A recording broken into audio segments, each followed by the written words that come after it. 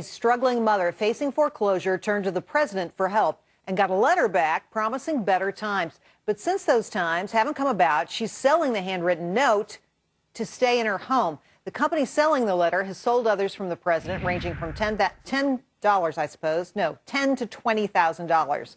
Time to let the Willis watchdogs out. Larry Winget is the author of Shut Up, Stop Whining, and Get a Life. Matt McCall is the CEO of Penn Financial, and Karen Nussel is a GOP strategist. Karen, what do you make of this story? Well, this isn't a good story for the president. I mean, it really focuses on the fact that he isn't paying enough attention to the economy. But I guess the way I feel about it is, thank God we live in a capitalist society where this woman can take something that she owns and sell it to help her family. Well, that's true. Matt? You know, I love it, and maybe this is the real stimulus plan. Just keep having him write like 4 or 5 letters every day and send them out to random people. And it's actually like the restaurant. It'll stimulate the economy. Remember the restaurant that went out of business? I mean, this actually makes sense. It's the only thing that he's done that makes sense in the last 2.5 years. So I love it. Keep writing letters. All right. Larry, what do you say? No, I absolutely agree with Matt on this deal. We finally figured out something Obama could do to help people who are unemployed. Now, if he'd just write 15 million more letters. You know, what always amazes me is that when people find themselves in trouble, regardless of what the reason is, that they automatically think that they can turn to the government, or in this case, the president. If she had written me this letter, I told her to figure it out on her own. Of course, my response wouldn't be worth $11,000 either, but No, there you go. Yeah, but it would have been highly entertaining. All right. Federal regulators are at it again, this time enforcing new rules on, guess what, sunscreen. Products must now be tested on sun rays that have the greatest risk of giving someone skin cancer. Also, manufacturers must put better descriptions on the bottles. Larry, I can barely even read this. It's so crazy. What do you say? You know, I do think it's crazy. However, as a guy who can get sunburned in the glow of a 60-watt bulb, I'm all for them making this stuff more protective, believe me. All right. Maddie? I actually do agree with this, too, being, anti-big government. But, yes, just like Larry, my pasty white Irish skin gets burnt, again, just looking at the sun. So I think this is actually great. And the amount of skin cancer cases has gone up recently. So this is something that I think will really help people out there and bring the light that, yes, you shouldn't be going in a tanning booth like Snooki. You shouldn't be sitting out in the sun 24/7. It's okay to look Irish. Wear a hat. All right, Karen? Well, I'm Italian, so I don't have this problem. But I guess when I saw this story, I thought, well, wait, weren't they already doing that? Weren't they already regulating this? Weren't they already making sure that the claims were correct on the bottle? Hey, it takes millions and millions of people working for millions and millions of hours to figure out that 50 SPF means nothing. Yes. Well, this is why people don't have any confidence in the government. Yeah, it's true. Very true. All right.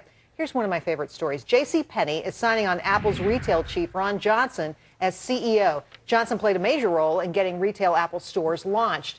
Investors were so excited about Johnson signing on, JCPenney stock rose 17%, actually more than that. Johnson is expected to start in November. Matt, you like JCP? I do not like JCP. So the first thing I did when I saw the story today was I went to jcpenney.com.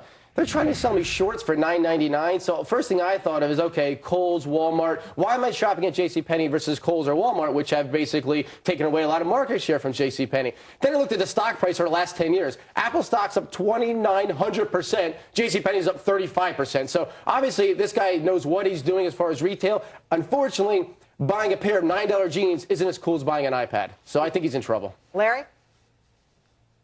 Well, you know, we may be talking about pennies, but this is going to be worth a lot of dollars, 2 pennies. Based on this, it's going to be worth a lot of dollars to him, too, since he's getting $50 million worth of stock out of this thing. Sounds like a good deal. You know, if he can turn them around and they're in trouble, just like Matt pointed out there, this is going to be a good move for him. You know, more people go to the Apple stores than go to the Disney theme parks. Yeah. It's amazing, Karen. Yeah, having been in an Apple store, this makes me excited to shop at Penny soon because it's a cool retail experience, and I'm assuming that's what he's going to bring to them. So that Genius Bar is going to tell me which shorts fit me the best now? Like, what's going to go on? No, there's going to be technology. It's going to be technology that's going to dress you in it. All right, well, different strokes for different folks. The popular New York sandwich shop Lenny's has been fined over $5 million by the Department of Labor. The fine is for violations of minimum wage and overtime wages. Lenny's took advantage of over 800 workers in 11 locations. This is the biggest fine in the Labor Department's history. Matt? Well, I live next door to a Lenny's, as a matter of fact, and I probably get a sandwich there once a week. And I'm wondering why I saw the same girl there every single day I went in. But joking aside, this is actually really sad. I mean, the one guy worked, 12 hours a day for 7 days a week and made $230. I mean, they should be fined, and they should be fined heavily. I think a lot more than this, and these people should be given back pay plus lots of interest. Hammer this company, in my mind. Karen? Yeah, I agree with that. I think it's really unfortunate that they're taking advantage of people at this, wage level. So I think it's really, really important that they pay up. Larry? Well, I like how we went from pennies to Lenny's. It just has some great rhyme in there. We're working on it. I do think, I think Lenny's ought to be fined a lot heavier probably than they really are, because they did take advantage of some poor folks that worked a lot of hours out there. And I think this will probably hurt them in goodwill and PR, so it's not going to be good for their bottom line in the future, I wouldn't think. All right. Well, here's an interesting story. Interesting for the girls, not so much for the men.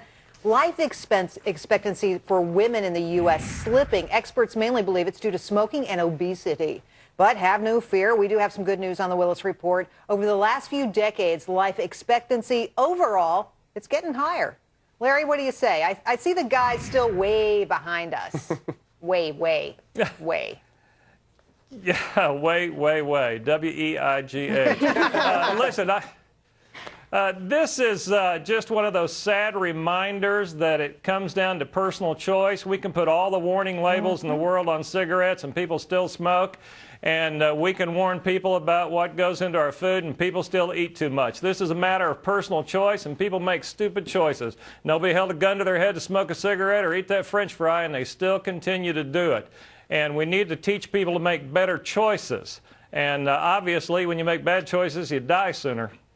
Absolutely. Well, I guess we're going to leave it on that note. Well, the good news is, look, that at least some of us are living longer, and we're making the right choices. So there you go, Larry. Matt, Karen, great job, guys. Thanks for coming in. Really appreciate your time.